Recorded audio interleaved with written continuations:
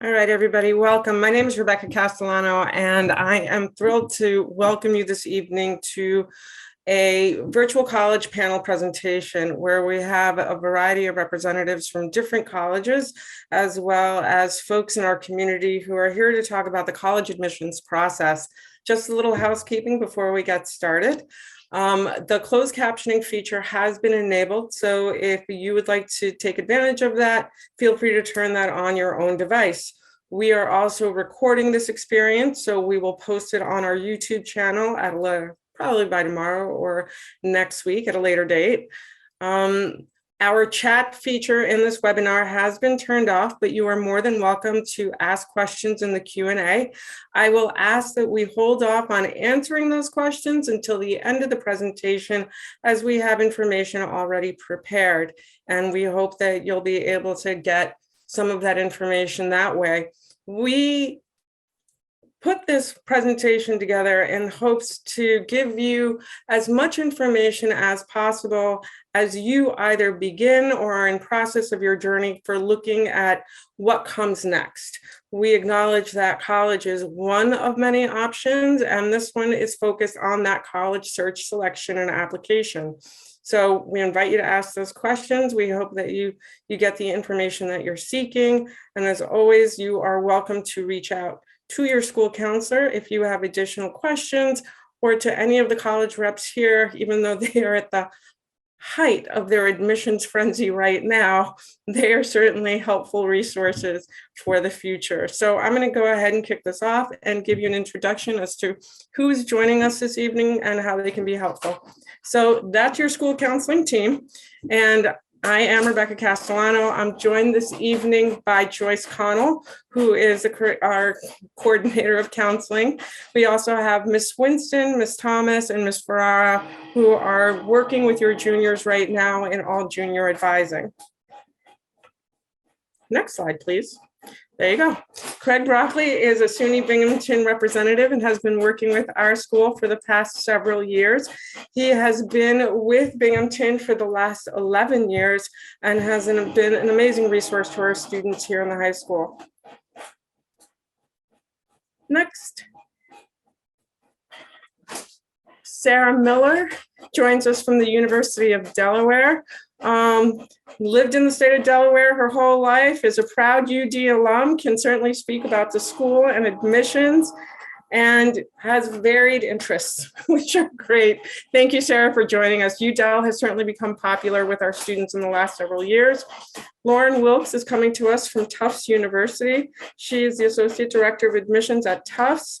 Comes from Atlanta, Georgia, but has been working in undergraduate admissions for the last 9 years. So she brings a wealth of information regarding the college search and selection admissions process. Thank you very much, Lauren. Carolyn Lorenza is coming to us from the University of Massachusetts at Amherst, Assistant Director of Admissions there. She's been at UMass for the last 5 years. Previous to that, she was an admissions counselor at Smith and also a school counselor working in New York City, so she's seen it on all sides. Wendy Freed, what can I say? A parent and an advocate to our students in the school. Wendy has been just such an amazing resource to our students in working with them, coaching them through the college essay process as they are students in our building, as well as privately. She owns WordCraft in town, and just an amazing asset to us. And so Wendy is here in a dual role, one as a college essay coach, as well as a parent who's been through the process, currently going through the process with her own child. So thank you, Wendy. And lastly, Bob Sweeney. He is a college consultant. He's also a former school counselor and a parent who's been through the process. So it's a pleasure to have Bob. He brings so much information, so much knowledge, so much background to this experience. Thank you all for coming. We are going to go ahead and get this presentation started with our very first question, which I'm going to throw out to Craig from Binghamton. It is, what suggestions or recommendations do you have for students and families who want to begin the process of exploring colleges as a post-high school option?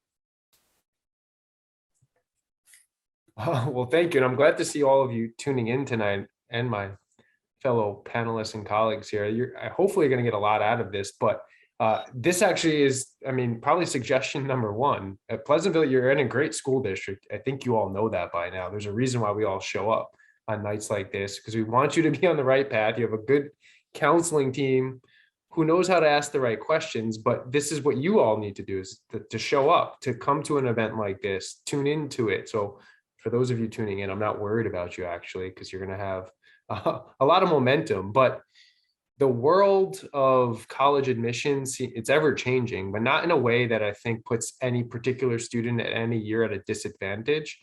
What it does do is often means you have to stay on your toes. If you've been through this before, or if this is your first time as a family looking at colleges, this is the year to really start diving into it. You're not missing anything if you didn't start yet. This is a good starting time. But particularly the last 2 years or so, colleges had to shape shift quite a bit in how we put our content out there.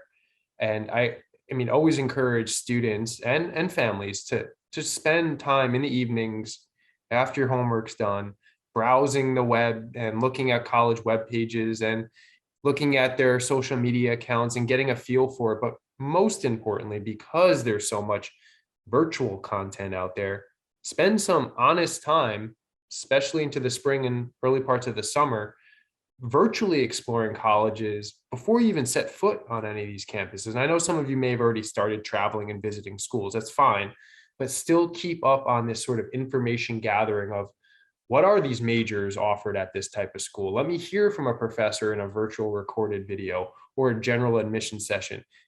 5 years ago, this wasn't a thing. Like, you have an opportunity now that really can help when you do show up on a college campus for visiting purposes and whatnot, to have a really good framework to start with, and maybe a familiarity or some good questions to ask. So I'm glad you're tuning in tonight, but spend some time after this, 30 minutes a night, not every night, but looking at some college web pages that you like and clicking on their virtual sessions, live or recorded, and explore. Thank you. Bob, is there anything that you would add to that? You're muted.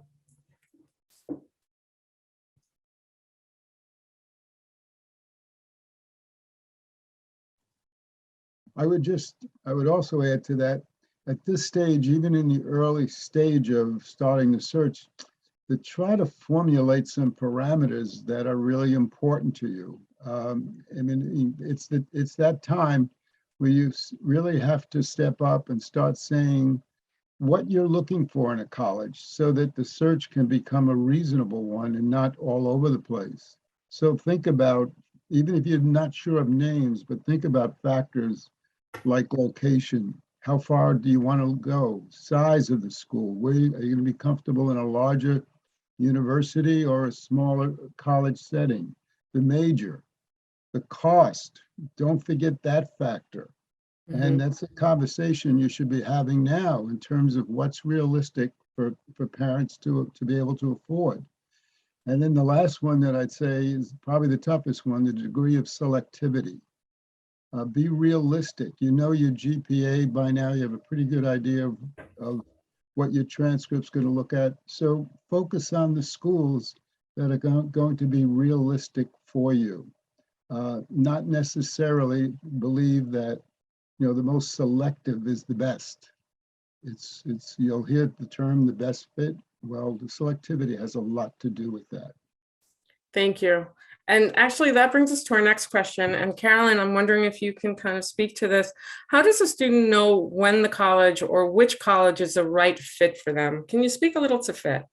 Oh, it's such a great question, and one we get all the time. And actually, I feel like Bob spoke so much to this, even in that part of the answer too, because for us, fit for you is so many things. There's so many different types of fit, from financial to academic to social to just, that vibe that you get on campus. And fit is something that oftentimes, we all believe in. You're going to get some kind of a gut feeling from these schools that you visit, like Craig was talking about, and you can really take note of those feelings, but it's more than that, and it's something that you probably aren't going to know 100% what the perfect school for you is, because you would probably be successful and happy at so many places.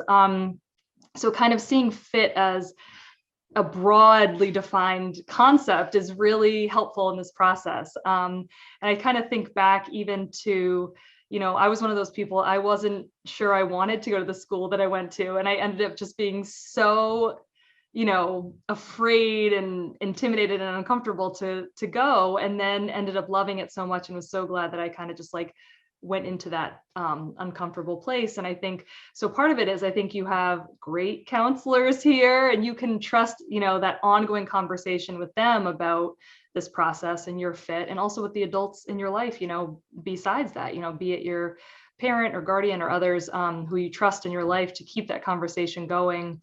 Because, sometimes that fit is even more than just you and who you are today, right? Because you're going to be growing and changing all these years in college too. So yeah, kind of keeping an open mind, but to Bob's point, like keeping that idea of fit and different types of fit in your mind as you start your list.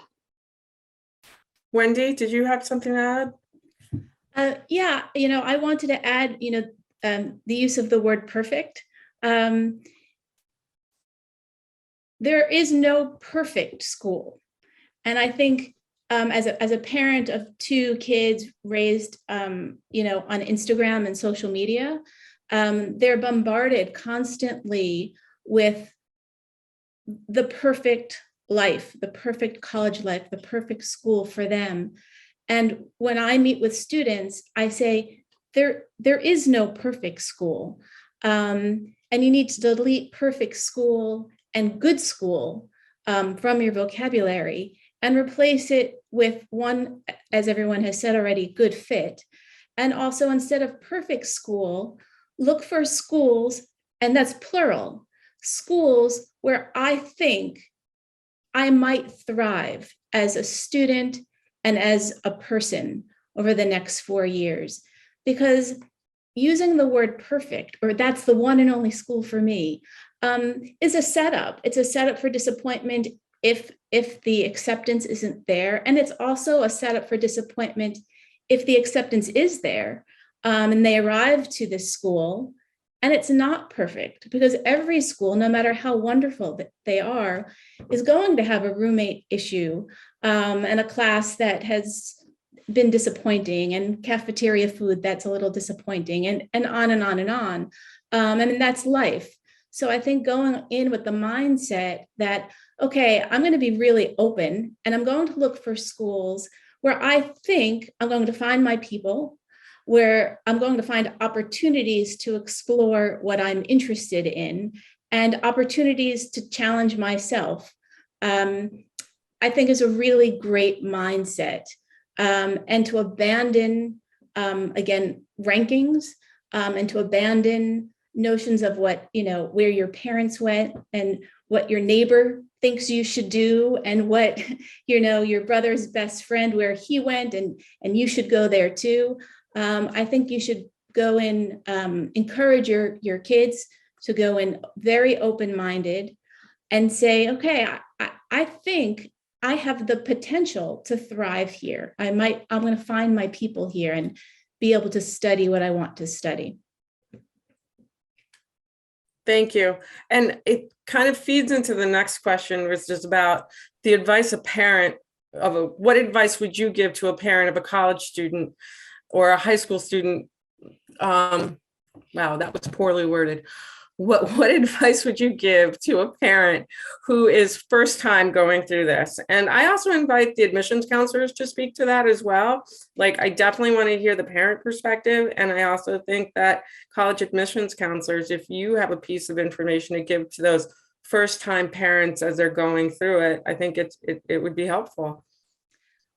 So well, I've been doing this for about 20 years. And so my oldest is 20. So I've been doing this for longer than I had children go through the process. And what I'll say is, they're terrified. These kids are terrified, no matter how confident they seem and how accomplished they are. it's college admissions process, and there's so much swirl. And it's a business, and the business with social media has become bigger, and they have a lot on their plates. And no matter how confident they might seem, or sometimes complacent, or overwhelmed, I think as parents, we have to keep in mind that they are terrified, and they go to school where suddenly they are reduced to the college admissions process. And as soon as they're juniors or seniors, everywhere they go, they hear from everyone, oh, so where are you applying to college? So I think it's really important to remind them that they are more than the college admissions process, one, even though that's very important.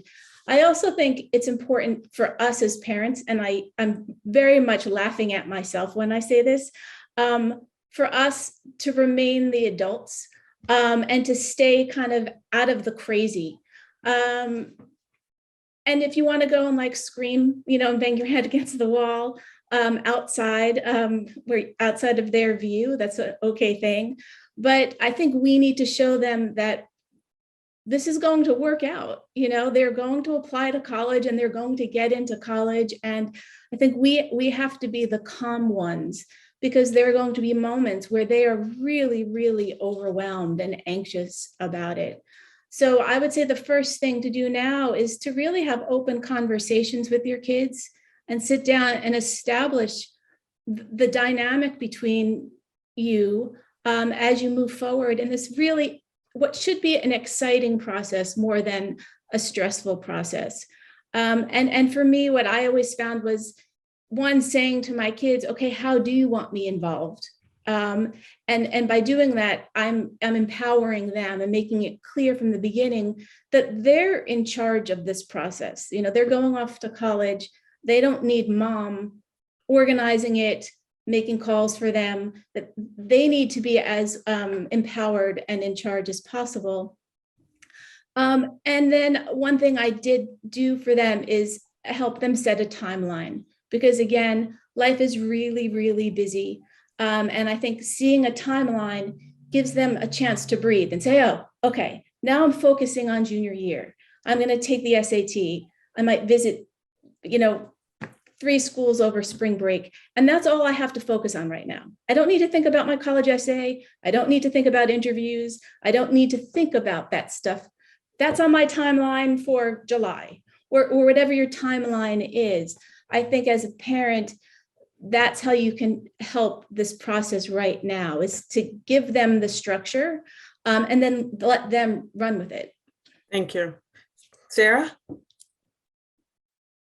Yeah, Wendy really covered a lot of my same thoughts on the process. Now, I'm not a parent myself, so I'm speaking from my parents' perspective, and then any parents that I work with. I always encourage families and students, ask questions. If you don't know, ask. I think sometimes the idea is, I'm afraid to ask. What if I ask the wrong question? I don't know what to ask. And I think really just kind of removing that fear of like not knowing, because that's what we're here for. At least we're here to help. We're not here to make you feel like you don't know what the next step is. So I think just being able and willing to utilize those resources that you have, attending sessions like this, or different universities, whether it's in-person events or virtual sessions, just kind of being able to gather that information. And I think, Wendy was touching on this a little bit, but having your student kind of push that independence for them a little bit, I think that helps the student take a lot of pride in their search process.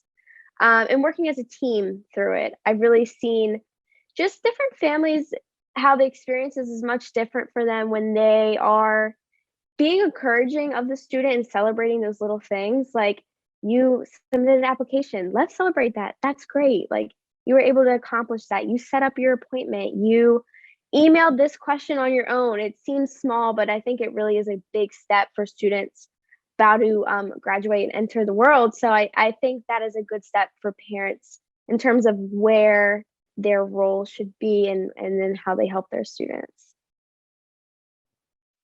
Thank you. Rebecca, I just have a word of caution for parents. They're really hard to live with over the next 6 months or so. So be aware of their readiness for all of this, and sensitive to when you can kind of get your point of view in, and as much as possible, let them take the lead and then you respond, because Absolutely. they want to feel in charge. Absolutely. You're never quite sure they're in charge. So, and then you can celebrate next May 1st when it's all done, and they'll be ready to leave home by August or September. Okay. Thank you. Ac- Wendy? I wanted to make a suggestion. When Wendy was talking, one of the phrases that she used, about the college defining the student made me think of a book. It's called Where You Go Is Not Who You'll Be, and the author is Frank Bruni, and it's a really good book. It's not a big one. It's about that big, and it's a good read. I think it's great for parents. I think it's great for kids, but it puts things in perspective. So. And I just checked, I think on Amazon, it's $11.49 if you're interested. Very true. Wendy? One thing I always recommend to parents is immediately to get rid of the we. We are not applying to college. Your child's applying to college. And I think that sounds really simple, but it's hard because so much of their lives has been about we. And you are, to a certain extent, involved in the process. But it's so much easier on you as a parent if you get rid of the we. It's she or they or he, because you've established a boundary, a really clear boundary. And just by changing, getting rid of the we, you're letting them know that they're the ones applying. And it also relieves some of the pressure on them in terms of where they apply. They're not necessarily disappointing we. What their responses are, it's not about we, it's about I. And it's really helpful as a parent because there are moments where it is anxiety provoking for a lot of reasons. It's very layered as a parent to send your kid off to school and to watch them kind of struggle through the admissions process and confront some very hard truths as they do that. And it's easier if we are not confronting those truths, and we are not delayed writing on that timeline that I mentioned. And we didn't get deferred. And it just makes it a lot easier. Yeah, thank you. Lauren, I'm wondering if you can speak a little to this year's admission cycle, either in your school or amongst your network, in terms of how it may or may not have differed from cycles in the past. I'm thinking pre-COVID experiences, right? Because a lot of things have changed since the COVID experience. I'm kind of getting at junior grades or grades in general, the use of standardized testing now that we've all gone optional, the role of the essay. Can you just kind of speak to those pieces? Yes, certainly. So this year, it's almost too close because I spent all today reading applications, so it's right there. I think what's really distinct about this year, especially I think this is across the board, this senior class and the juniors that will be applying to college next year, this is now the majority of your high school experience is happening during the pandemic. And so I know that every school, when you receive an application, you kind of have to see, okay, how does this school offer courses? What's their grading system like? How are they assessing level of rigor in terms of the courses that students are taking advantage of? And I think that we've just had to dive even deeper because every school's COVID policy, whether they're in person or remote or hybrid, or if they went pass fail for just that spring of 2020 or for multiple semesters. There's so much nuance to it. There already was. Every high school was different before, but now it just adds that whole new dimension. And it's not just that, oh, that one semester, spring 2020. This is carrying over into obviously the years after that. So I think that that's really caused a big effect in how we kind of look at the academic piece to the application. And I think my colleagues and I are really just trying to meet the schools where they're at, just really kind of taking that information at face value, saying, okay, this is how they dealt with COVID. This is how it worked, and kind of seeing how the applicants' grades correspond in that way. So it's definitely, you can't compare a student that applied 3 years ago to a student that's applying now. It's just it's totally different. As you said, in so many ways. And I think in that regard, and I think in terms of speaking for highly selective admission in general, the academic piece is only one part of it. Your GPA, your testing is only one facet to what we're looking at when we're looking at an applicant applying to Tufts. I think ultimately, if it could admit every student that was academically qualified, our admit rate would be probably like 85%. Like, it's wild. And that's obviously not what our admit rate is. And so I think what we really have always dived into, but really have done it even more so this year, is kind of what we call the voice pieces of the application. So what you're saying in your essays, how you're responding to the Tufts specific questions that we ask, kind of diving in and leaning into who you as a student are as a person, and kind of what kind of community member you're going to be. That's super important to us. I think that's important to every college. We want to build a really dynamic and strong community. So I think we have always kind of, seen those academic sides, but I think we're still leaning in just as much into those voice pieces, the essay, kind of how you're spending your time, because that's showing a lot about kind of how you've been dealing with the past couple of years, and kind of how your feelings around that, and kind of how you're viewing society in general. So, and I think you asked about test optional. Do you want me to touch on that now? You can, and I invite the other panelists to speak about it as well, because I know that it's a big conversation. How optional is optional? What is optional when you can test, and what does that look like in admissions? I know, and I think that's, and I won't speak too long. I'll definitely let my fellow panelists weigh in on this. But I think at Tufts, so we are undergoing a 3-year pilot. So this is our second year of the 3 years of being test optional, and we're going to take that data and assess what we do moving forward after next year. About what we've been seeing though is, each year, last year and this year, about half of our applicant pool submits testing, about half doesn't. I feel very empowered by being test optional as an institution. We used to have to really look at those numbers, and now we're kind of seeing I think we've always seen this, that there's so much more to you as an applicant beyond just that one SAT score, that one ACT score. You're so much more than that. And there's so much better ways to figure out if you're going to be successful at a given institution than that one test score. So I'm a big fan of test optional. That's just me.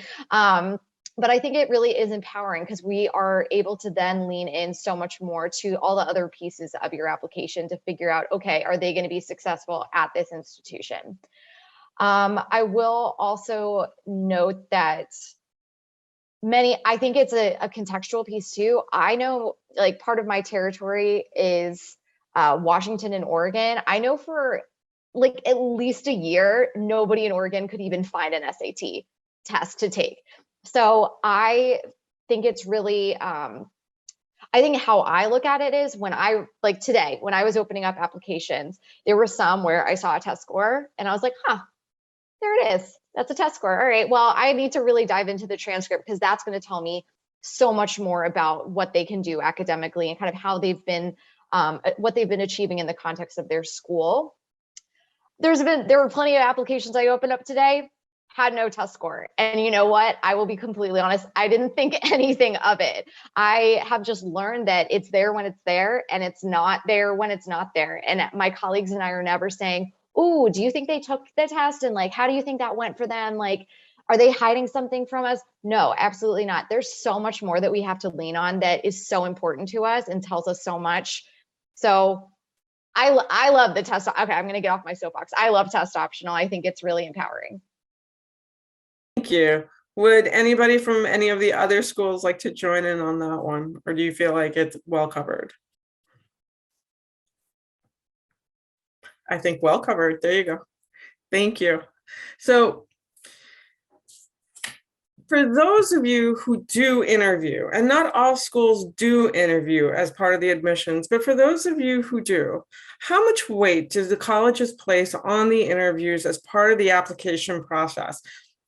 And has that changed in recent years? Are you looking for those pieces to augment the application?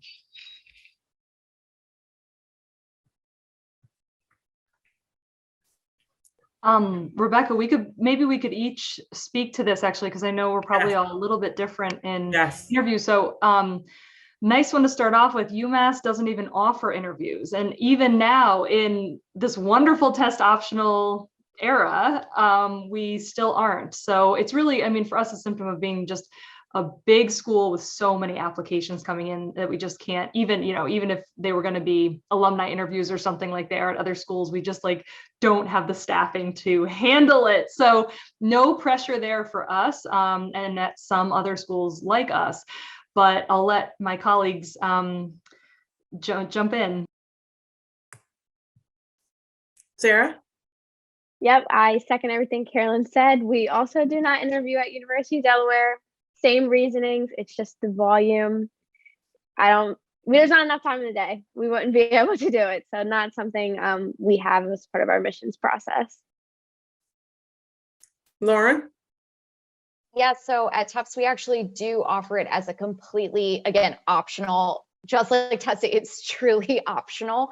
I think typically about maybe a third of our applicant pool ends up requesting an interview, but we are very clear. We have as my fellow panelists were saying, we have a finite amount of alumni volunteers that are our heroes that takes hours and hours to meet with as many students as they can, but they're also people with other priorities and families and jobs. So it's finite in terms of what we're able to achieve each year. So we're very clear at Tufts that even if you request an interview, it's not guaranteed that you will be able to have one. And that's no indication of your competitive, like your candidacy to Tufts, or that you're, farther along or more competitive looking in our admission process. If you get an interview or if you don't, it's truly like first come, first serve. And we try our best, but this year included, there's going to be many applicants that will not be able to have an interview, and that's okay. Thank you.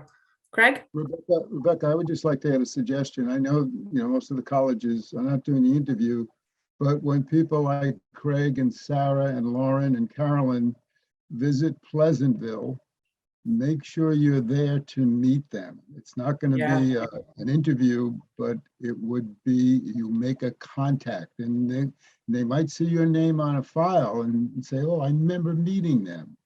And that's your way of showing your interest. So take advantage of the fact that so many reps are going to be coming to Pleasantville.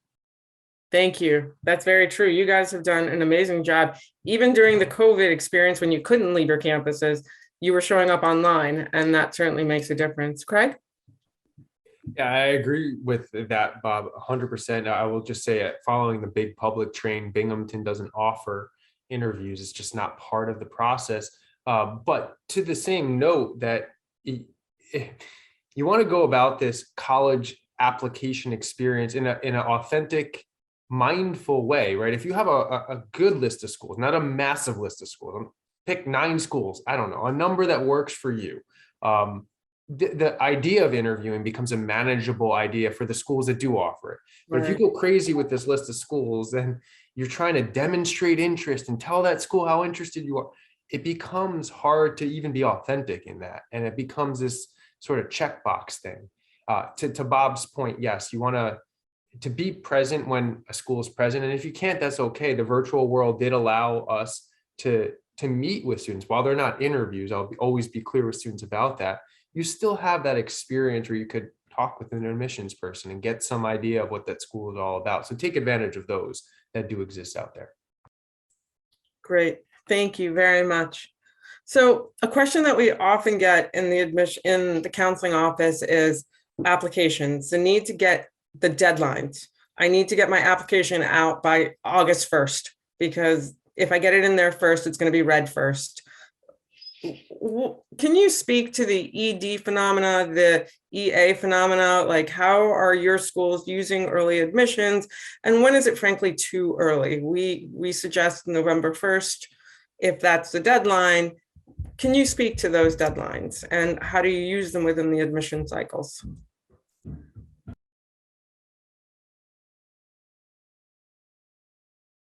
I'm happy to answer that. I think getting an application in by the deadline is very important, very important.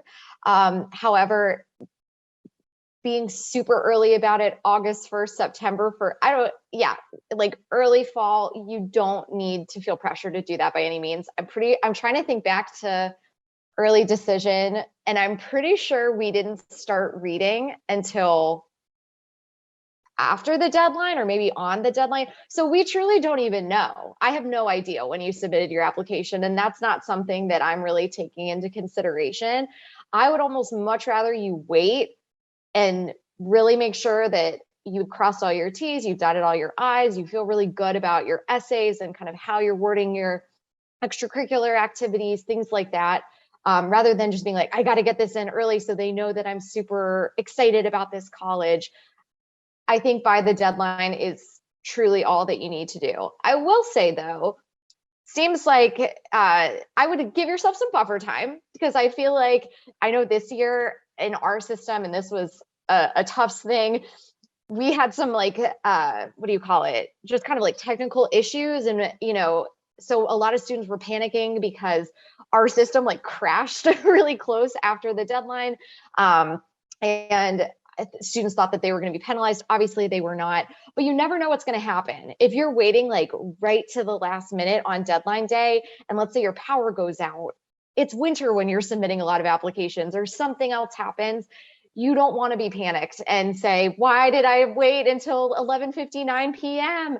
So you don't have to do super early, but make sure you do have time to breathe would be my advice.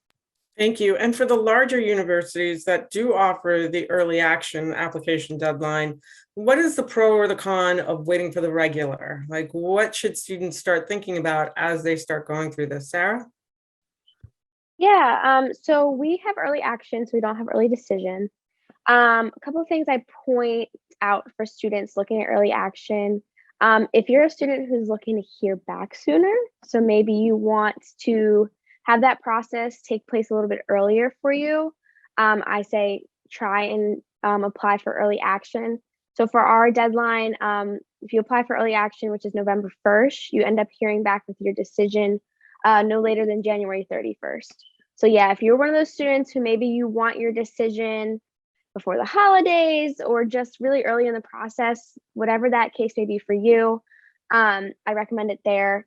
Another thing I always point out for students is for University of Delaware, we admit by major.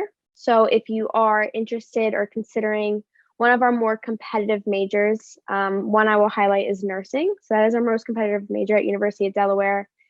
We do recommend and encourage students looking at those types of majors to apply early. Kind of like a idea is that every major has a number of seats. So if you can get your application in early and grab one of those seats, it kind of alleviates some of that anxiety or stress over spacing and majors filling up. So that's kind of my recommendation for students considering early action. That doesn't mean you're at a disadvantage when you apply regular decision. I think the big thing is the timeline and where you will receive your admissions decision. Thank you. Okay, I think everybody is good with that one. And then for all of you, I'm just going to open the floor to this one. Can you give suggestions for students as they continue to develop their interests, their passions, their talents? How can that be demonstrated on their application next year? So the question is always, how do I let them know how do I let them know about me? Beyond what I just write in that application. I think this is a great question because this is sort of the essence of what you're embarking on this year and next year. While staying academically strong or building up your academic strength, that's always a paramount piece here, but you're going through changes. We all went through a lot of changes. For the college level, though, it's not about in high school showing what you've accomplished at the high school level that sets you apart, but more or less showing what you're becoming more curious about and what you might want to continue with at the collegiate level, or maybe what you don't want to continue with. These are conversational pieces as much as they are resume pieces. And we want and understand, though, that you all are individuals, right? We're not expecting each one of you to look like each other. And in fact, sometimes that's what we think the college thing is about, right? So-and-so is doing this, so I need to do that, because then the college will think, I'm as good as them. That's not, we don't even bother with that kind of thought process. But your application will have key pieces that you're spending a lot of time with. Ideally, that will be on your application in your extracurriculars. You might send along a resume, right? That could show it too. But back to sort of those communication pieces. Again, if you have a reasonable list of schools, you're probably going to be in conversation with an admissions representative at some point, particularly of the schools you're most interested in. And if that's something that worked out for the schedule that you have, it could be via email. It could be because you met them at a college fair and then you talk to them later on. The essay that you put together might be one of those highlight pieces that you're talking about, the thing that you really did have an eye-opening experience with. There's like a multitude of opportunities here, but I wanted to almost downgrade the pressure that you have to highlight all the things you're doing in order to be admissible. If that thing that you're doing is really a big thing for you, we're going to figure that out by just natural conversation over time. And that's the important piece. Thank you. I have a question myself. I'm wondering about the letters of recommendation and if the reps could speak a little bit to how you use that in the process and what your feeling is for those students that submit like 3, 4, 5 letters of recommendation, and how you use all of those letters if and when they are submitted.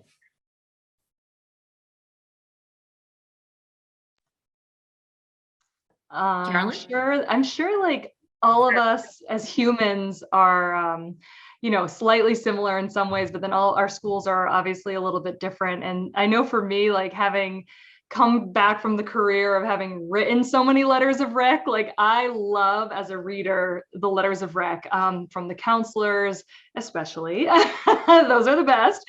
And of course from the teachers too, because they give you so much great context about the students in the classroom and academically. And just like UMass really reads by major and admits by major. And so I work really closely with the engineering department, and I love, for example, getting to see especially like the STEM classes and how those relate to the students and everything. So I think though, to your point, Joyce, it's not necessarily the more, the better, you can get so much quality. And I mean, for us, we only require one minimum letter. Usually the counselor letter is enough for us to go on. But, so kind of one counselor, one teacher is great for me. And the rest is like icing on the cake in a sense. And we really don't need extra outside of school recs too. Sometimes those are a nice little addition because a student is so proud of a job or a sport or even a club that they've done, and they want that those nice words in there, but it's not a big part, of the review or the decision in a way that we really don't encourage students to be soliciting those extra recs, Sarah? Yeah, just quickly something I'd add to that is, from my own experience, I like hearing about a student's like growth. Obviously, sometimes we have students that have been stellar, they're all 4 years, which is amazing, and it's great to speak to that.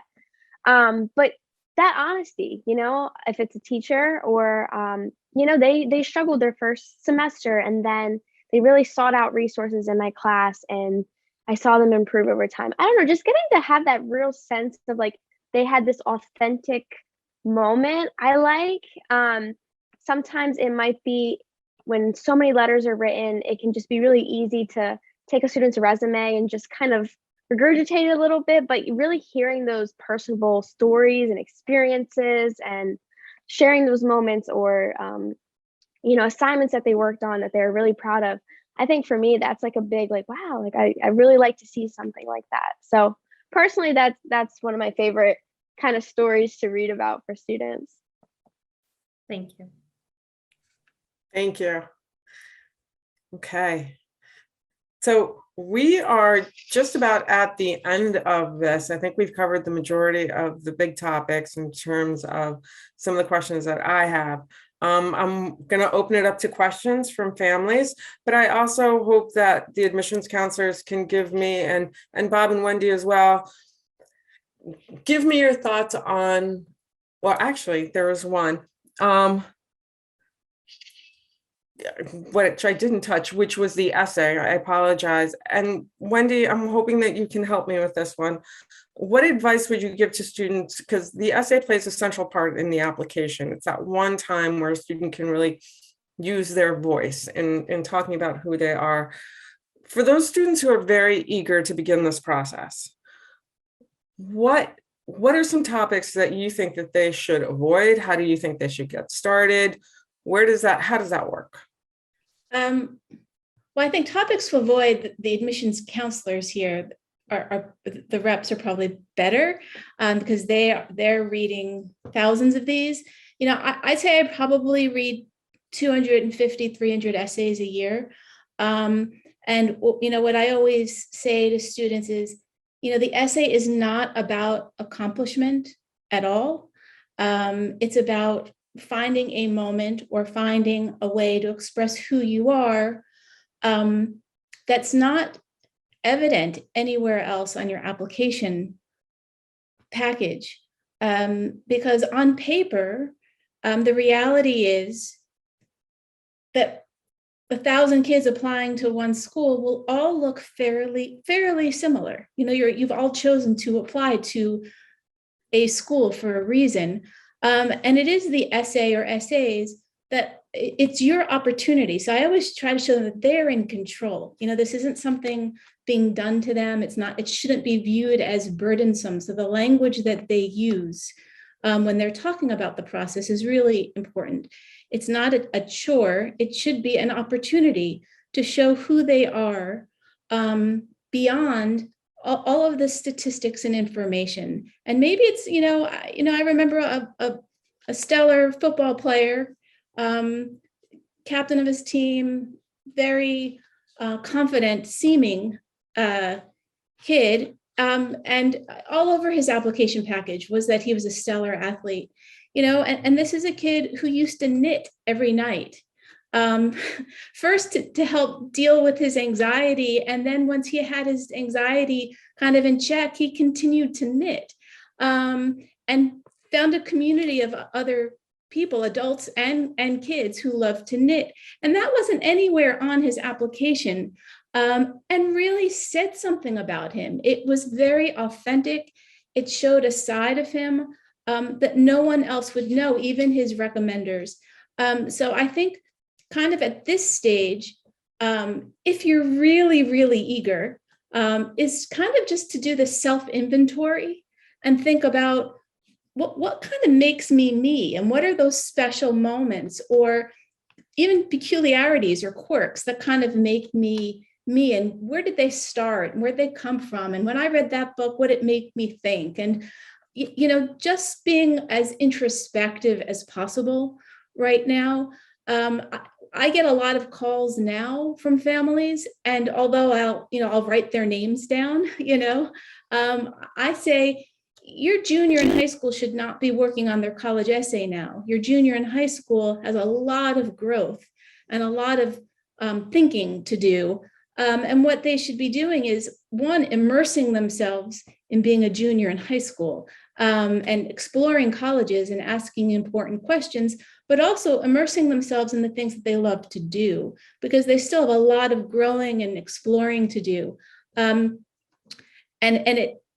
Thinking about the essay, it's just not, in my opinion, it's the time to do it right now. I always say, close the chapter of junior year, and do everything that you have to do junior year. And then, hey, the week after junior year ends, sit down and start thinking about your essay. So I think that's an important thing to do with the essay. But if they're really eager, what I will say is, from my experience, and it's a limited experience, but from my experience working with students all over Westchester, really the metropolitan New York City, Fairfield County, and now, to be honest, it's sort of expanded throughout the country. I have kids in Georgia and Texas, California, some other states. Personal narrative writing, personal essay writing over the last decade, I'd say, is not a genre of writing that kids are encouraged to do in school. Not faulting schools, it is what it is. So asking them suddenly as seniors, okay, now you've got to write, a personal essay, not only one that's about 650 words, but some schools will have multiple supplements that are all personal. And the stakes are higher. I mean, the bottom line is, as much as I try to allay anxiety about the process, there is a reality. And that is, the stakes are higher. So asking kids to suddenly write about themselves, write well, write with introspection, write with details, to dig deep, to be unique, is really hard. So I think students who are really eager now, get a journal and start writing about yourself. Reflect on the day, reflect on a book, reflect on an interaction you had with someone, take a personal narrative writing workshop. They're really fun to write. It's really fun to write about yourself. And I think more often they do it, the less intimidating it will be. So I think that would be my advice. And once that essay process starts, that what I always say to kids, and it's been touched on here, is you need to sound like you. You need to be really authentic. You need to figure out who you are. Sometimes the best compliment I get is not, hey, thank you, I got into these 5 schools, but I'm really proud of my essay. It really captured me. Or I didn't realize I thought this until I worked on my essay. So it should very much be theirs. It shouldn't sound like a 40 or 50 or 60-year-old. It should sound like a 17 or 18-year-old. And it shouldn't sound like their friends. And that's something that I say every year when kids call kind of panicked, or parents call panicked. My daughter needs help. Her essay doesn't sound like everyone else's. She's freaking out. And I say, they're the ones who should be freaking out. That's wonderful that your daughter's essay doesn't sound like everyone else's. That's what admissions wants. They want to get a sense of who she is. So I hope that answers the question. It certainly does. Okay, Thank you. cool. Anybody from the reader side of it, if you'd like to add about your thoughts on the essay and how it is used within admissions, or what we should be staying away from? Yeah, I think Wendy answered that so well, and I want to double down on her point on using authentic voice and making the essay sound like you. I think it's honestly, I read a lot of essays today, and I feel like the ones that really stuck out to me were the ones where you could tell that there was a 17 or 18-year-old student writing this about themselves. And I think it almost is, sometimes I find myself not even understanding like what prompt a student is even answering. It's not about the topic. It's really about how you're writing about whatever you are writing about it and making it personal to you. So just wanted to double down on that. I also will say, and this kind of ties into like, how do you like starting to visit and engage with colleges. Many institutions will offer essay writing workshops as part of like their virtual offerings, especially. I know we did it. I think there's even a recording of some of ours on our website. So you can Google different institutions you're perhaps thinking about, and that's another way to engage or just kind of help you get started on the process. It's really hard to just be like, okay, I'm about to start writing my personal statement. Like, how do you begin? So I know a lot of those workshops can help you kind of take those first steps to get you going. Thank you. That's great. So now we really are at the end of everything that we were hoping to cover this evening. I do open it up to families if they have any questions. And I ask panelists if they have any last thoughts or recommendations or suggestions for parents and students or other audience members that are out here in support of those students and their applications as they begin this. So we will monitor those questions. If anybody would like to give me their final thoughts. Bob, final thoughts? Again, just to parents to, be sensitive to their kids during this really stressful time for them. And I used to mention this at parent meetings often, and I think it sometimes brought a tear, but I would remind them that they may only be living with them for another year. And they'll go off to college and then they'll just be visitors. So make the best time between now and the time they leave together. Thank you. Sarah? So I encourage all the students on the line, try and hear from some students that already attend the university you're interested in. I think it's nice to kind of have that student perspective. They can tell you about the things they're involved in. Just give you different information. Obviously, we can share it, but I think it's more fun to hear it from students that live it every day.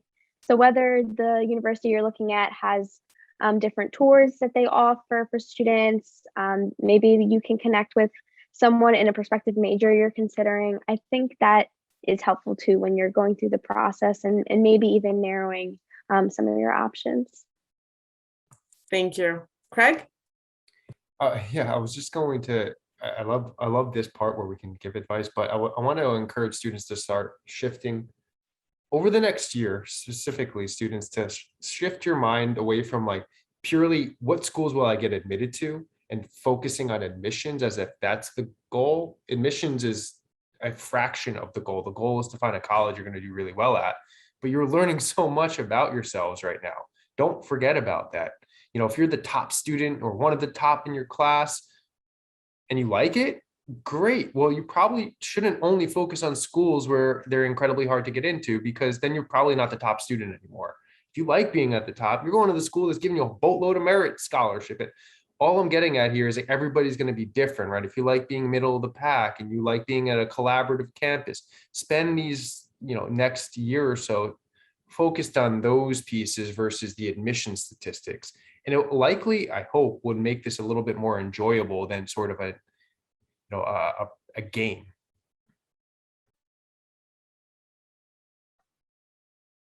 I love what Bob and Sarah and Craig said so much. And I think it's almost like the common thread in a way that is like trying to find balance in the busyness of the next, year. And specifically to us, admission people, like finding balance in that college list, right? Again, like creating, finding colleges that are maybe just a little bit outside of what you thought you might want to look at. And then, just like Craig says, like, don't apply to all the same type of school, and all the same type of selectivity, and then just have fun with it. And what Bob said is so beautiful. That's the core of it too. Just like enjoy the last bit of high school and family time and friend time too, all along with it.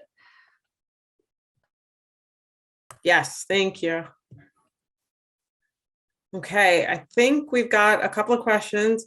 Craig, you are answering one about local college reps. So I'm going to let you answer. And here's a question. If I, a junior, am going into the humanities, is it more beneficial to take another lab science, I already have 4 years, or a class like women and gender studies in addition to a science elective? So I think that's really getting to what do my core classes need to look like? How are you looking at selections within the transcript for senior year?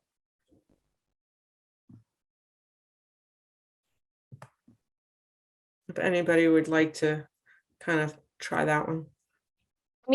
I feel like I can only speak to Tufts because I feel like some institutions might have certain requirements or things that they want to see. I think what I like to say in general is like, we want to see a student taking, for us at least, some of the most rigorous courses offered. However, I will say, do not just take all APs just to take them to seem strong, and then you start doing not so great in them because you overextended yourself. So appropriate rigor for you is what I would want to emphasize.